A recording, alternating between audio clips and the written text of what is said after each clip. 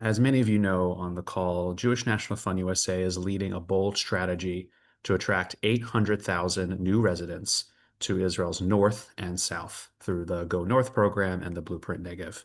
And we've also now been referring to these initiatives, envisioning them as circles of impact, so that every project, initiative, and program is closely examined and chosen for how it'll impact job creation, community resilience, and economic development, because these are all key drivers for population growth.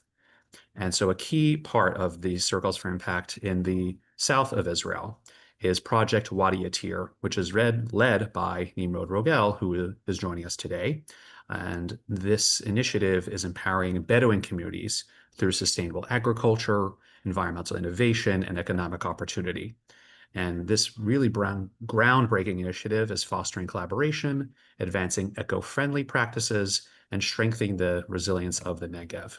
I personally had the opportunity last September to visit Wadi Attir, meet with the people working there, and it's really incredible what they're able to accomplish. And it couldn't be more timely as well, considering, we're thinking about what's the next, when this war uh, God willing, will be ending soon. What's the day after going to be? How are we going to be working with the different populations in the area, including within the Bedouin community, the Arab community? And Project Wadi Attir is going to play a key role in what that day after looks like when these areas are being rebuilt, and we're able to partner with everybody to make sure that there's a bright future for Israel. So we're really fortunate, and again, very timely presentation to hear and learn more about Wadi Attir with Nimrod. So Nimrod, thank you for being with us today. Thank you, Joshua. Thank you everyone for having me here. It's a real honor to introduce the work of Project Wadi Attir and myself. And it's really moving to see the connection and the partnership between the JNF USA and our work in the Negev. And thank you for that. Thank you for being our partners. Just Joshua, to make sure, how much time do I have? Would you talk for about 10 minutes or so, 10, 15 minutes, and then we'll have an opportunity to hear folks' questions. So yes, I forgot to say that too. In the chat, feel free to put in questions as they come to you, and then when Nimrod is wrapped up in the next 10, 15 minutes, we'll then have an opportunity to answer those questions. Excellent. Thank you, Joshua. You can see my presentation, right? Excellent. Yes, you're good. So I want to introduce you of Project Wadi Attir. Project Wadi Attir, basically, it's a project in the Negev on Route 31, 15 minutes from Beersheba, that was founded about 15 years ago from two individuals. One of them is Dr. Muhammad El-Nabari. He was the mayor of Hura. He's a Bedouin. And one of them is Dr. Michael Ben Eli, the founder of the Sustainability Laboratory based in New York. A sustainability laboratory has different projects all around the world facing different ecosystems. And we are one of this ecosystem, the Negev, that had desertification going through. So when Dr. Muhammad and Dr. Michael Ben Eli met each other, they decided to create this project that try to take the Negev and face the ecosystem through the community and the impact on the community. Dr. Muhammad El-Nabari met Russell Robinson. Russell told him, listen, you're a crazy guy, but I believe in you. And he was a big partner from the beginning of this project.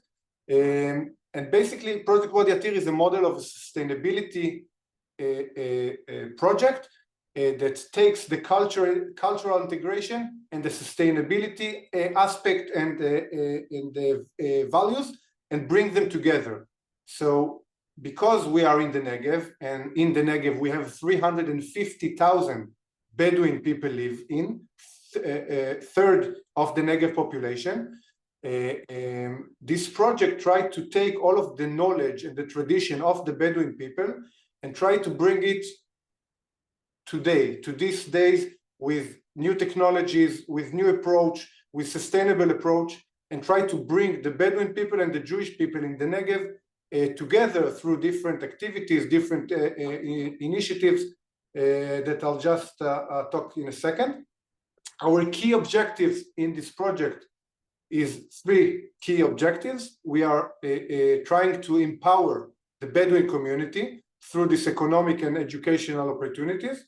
We try to bridge culture and foster coexistence between Jewish people and Bedouin people. As I mentioned, we have 350,000 Bedouins in the Negev out of 1 million. Fun fact, the Bedouin people are 50% of them are under 18 years old. Only 2% of them are over 65 years old. So it's a very, very young community. Okay, 80% are under 30. Very, very young community. So all of the knowledge and the cultural knowledge that was preserved years from living and prosper in the desert is getting lost. So the Bedouins are very rapidly modernized. They're very rapidly using the land in a bad ways. So we're trying to take this knowledge, to preserve it, and to bring it back to the Bedouin community, because we want all of the Negev to be better. We understand that if our neighbors will have more social, more economic opportunities and more sustainable knowledge and values, they will take all of the Negev up instead of bringing the Negev down. And to preserve the traditional knowledge by demonstrating how you can be sustainable living in the desert.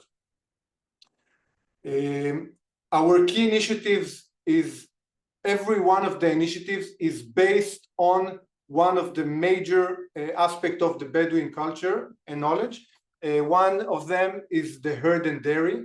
50% of the herds in Israel owned by the Bedouin in the Negev. Okay, more than 1 million sheep in Israel.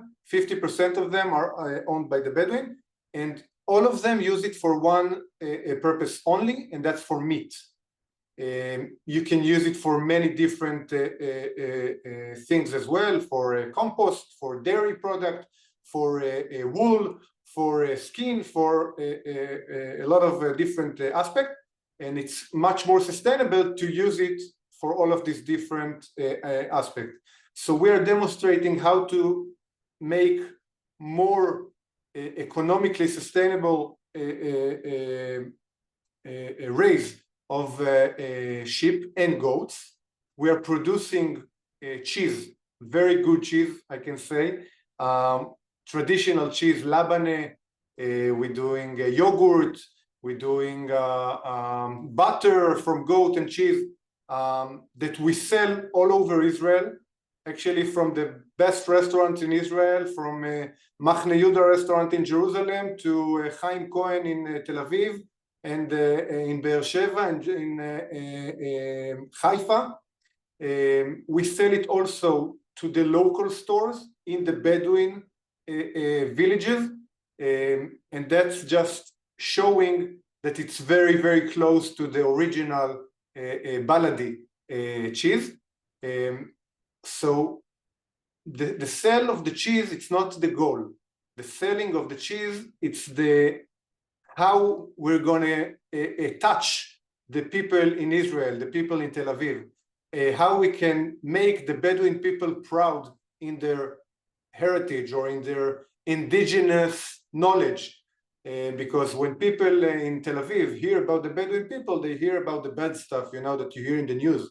And we're trying to make the Bedouin people proud in their indigenous communities. So we're taking and we're doing the best cheese we can do, and we sell it in the best places that we can do. And we're also bringing our employees to Tel Aviv, to like pop-up restaurants and to like pop-up markets. And we're bringing the people from Tel Aviv to our project, to see how we grow, how we do things in our project. Another key initiative is the medicinal plants. We have a Bedouin healer. He's about 75 years old. He knows everything there is to know about medicinal plants from the desert. So he collected about 12 years ago. He collected around 30 different medicinal plants from all around the Israel area, from Sinai to Jordan to, of course, the Negev, Arava, Judean desert.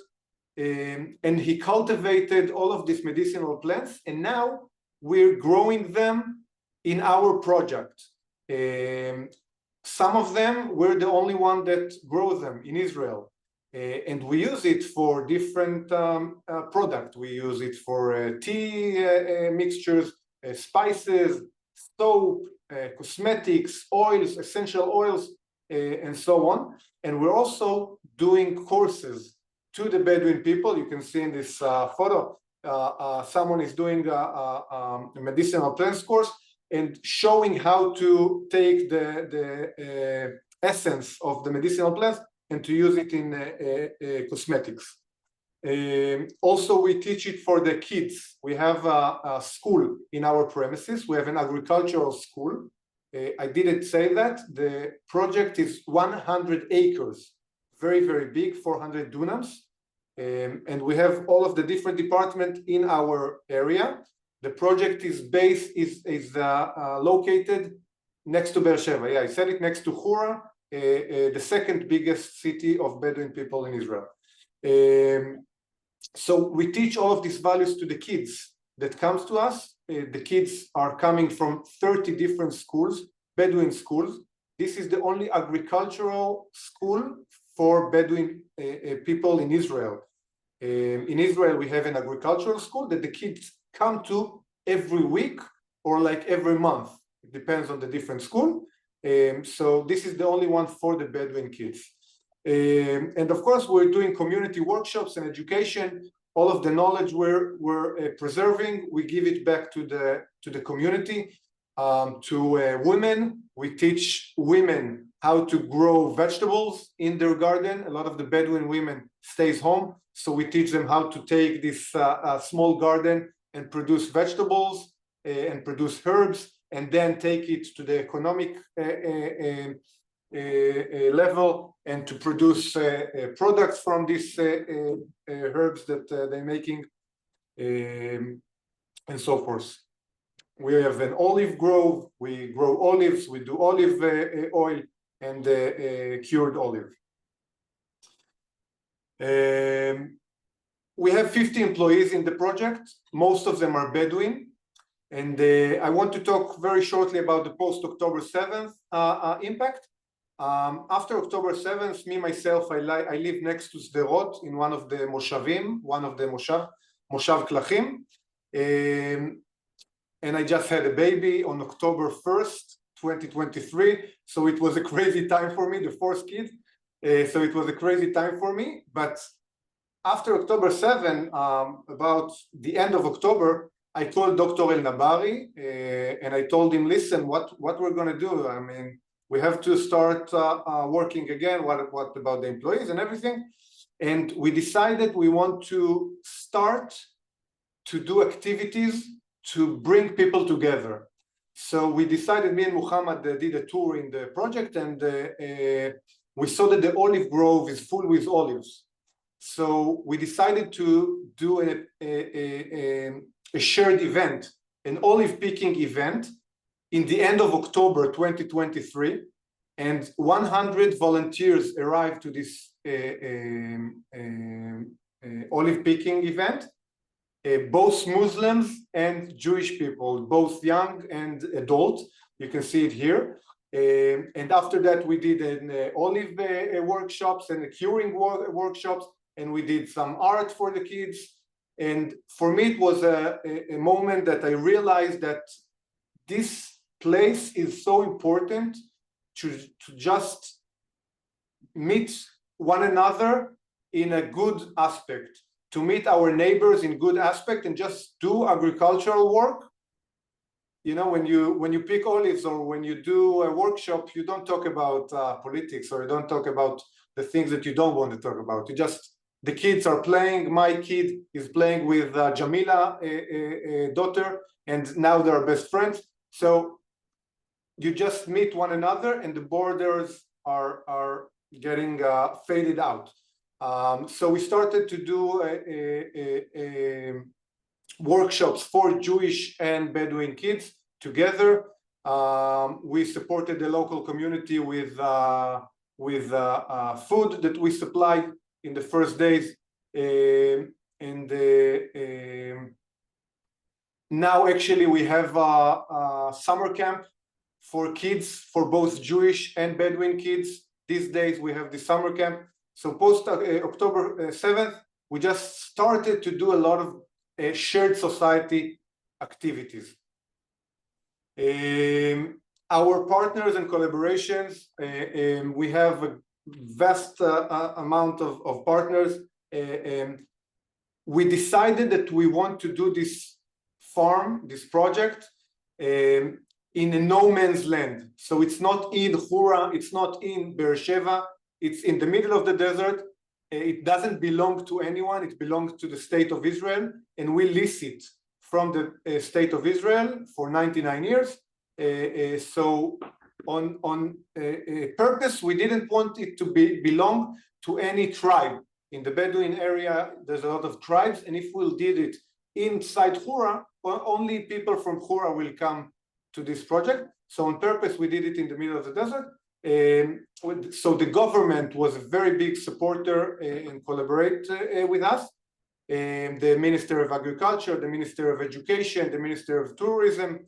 We have a lot of academic collaboration. We have a research lab that we're doing research on sheep and goats, on sexing, on embryos, yeah, and we give it back as, also to the community. So we are collaborating with Ben Gurion University, Weizmann Institute, and Technion, and many other academic. We also have a lot of different NGOs and organizations in Israel that we partnered with, from Ajik to K University that are doing education and learning, teaching how to be school teachers. And of course, the JNF is a key partner of us.